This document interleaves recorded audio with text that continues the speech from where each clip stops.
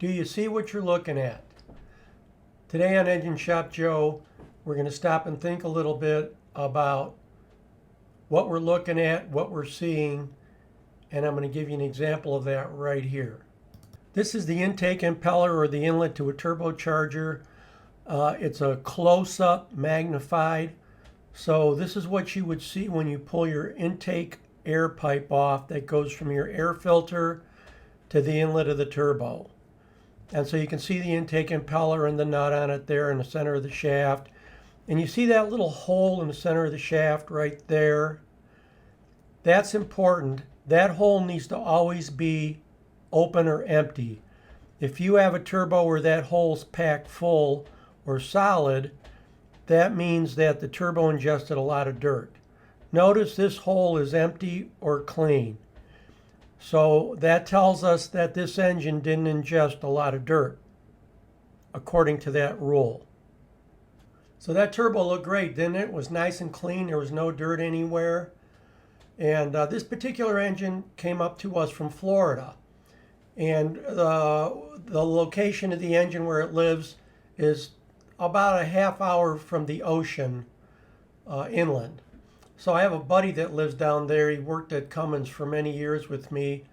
And he told me that generally speaking, if you're 20 miles or closer to the ocean, there's a significant amount of sand in the air all the time. He's 33 miles inland, and he said there's still sand in the air. And he said at least once a week he gets something in his eye because he works outside, especially if it's windy out. So sand's it's an abrasive, and sand will destroy an engine. Now the engine turbo that we're looking at, the engine came up to us with 30,000 miles on it, worn out. Let's go back and look at the turbo again. Now when you look at this and you see all those little pits, it's a whole different story, isn't it? And you can even see the pits in the end of the shaft and on the nut. Now the aluminum impeller doesn't show them, but see how polished and smooth the leading edges are? The sharp leading edges were actually worn off of the turbo. So when you're looking at something, you have to really think about what you're seeing. When I worked at Cummins many years ago, probably about 12 years into my career there, they decided to make me a diagnostic guy. So, back then there was no quick serve online. There was paper books that we could go look at things. There was a whole bunch of failure analysis books that, you'd read through. But there was an engineer that came out from the factory, and he came out to look at a significant failure that a customer had.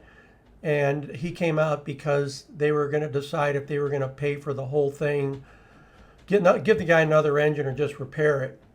And so he had me lay all these parts out. And we started looking at them, and I stayed with them for half a day, looked at them for 4 hours.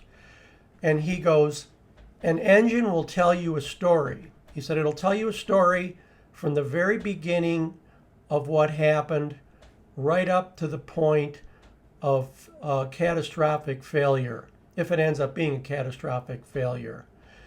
And he said, if you understand how an engine normally wears internally, you understand where adjustments should be, you understand what parts should look like their normal colors, and the fluids that are in the engine, and whether there's rust in the cooling system or even rust in the oiling system.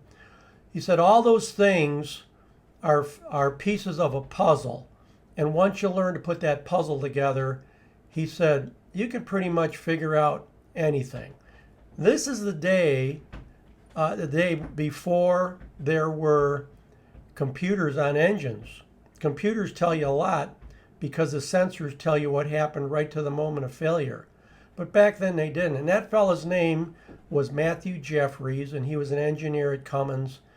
And he has no idea how much he helped me in just a few minutes by talking to me about learning to see what I was looking at.